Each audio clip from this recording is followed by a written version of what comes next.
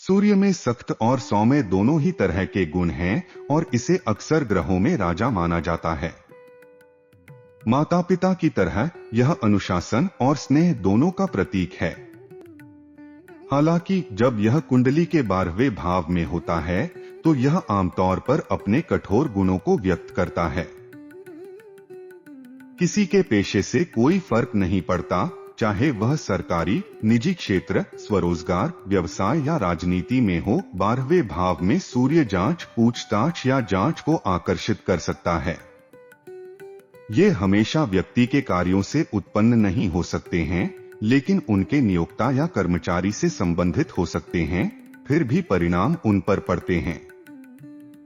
कई बार उन्हें पूछताछ का सामना करना पड़ सकता है, मामूली अपराधों के लिए गिरफ्तारी हो सकती है या यहाँ तक कि अति उत्साही कानून प्रवर्तन का शिकार भी होना पड़ सकता है, खासकर अगर मंगल या शनि भी 12वें भाव में पास में हो।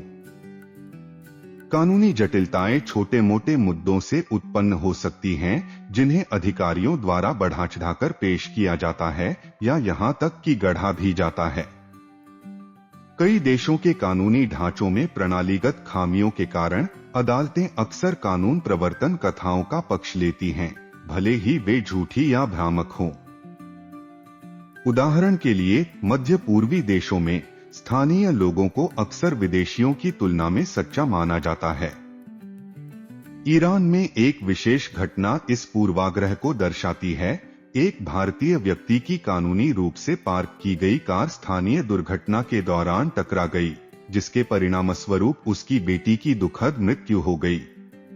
कोई गलती न होने के बावजूद उसे दोषी ठहराया गया और वापस भेज दिया गया, जिससे यह उजागर होता है कि कैसे 12वें घर में सूर्य और शनि ने संभावित सरकारी परेशानी का पहले से ही संकेत दे दिया था।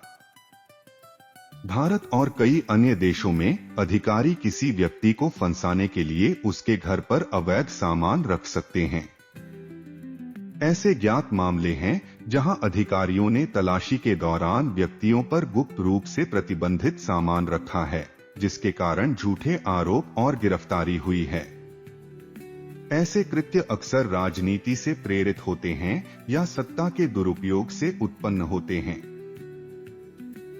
इसलिए 12वें घर में सूर्य वाले लोगों को विशेष रूप से सतर्क रहना चाहिए, क्योंकि वे झूठे आरोपों या कानूनी परेशानी के प्रति अधिक संवेदनशील होते हैं। सूर्य की यह स्थिति वित्तीय घाटे से भी जुड़ी हुई है। ये जुए, सट्टेबाजी, लॉटरी या सरकार द्वारा लगाए गए जुर्माने के परिणामस्वरूप हो सकते हैं, भले ही वे अनुचित हों। ऐसे नुकसान तब अधिक होते हैं जब सूर्य के साथ 12वें भाव में अन्य ग्रह हों। एक उदाहरण 12वें भाव में कर्क राशि में सूर्य, बुध और शुक्र के साथ एक व्यक्ति का है, जिसे बार बार कानूनी मुद्दों, पुलिस उत्पीड़न और अनावश्यक यात्रा, उच्च कानूनी फीस और रिश्वत के कारण वित्तीय नुकसान का सामना करना पड़ा। विवाह में उनकी परेशानियां भी इस ग्रह संयोजन और अपने ससुर के व्यवसाय में शामिल होने से इनकार करने से जुड़ी थीं।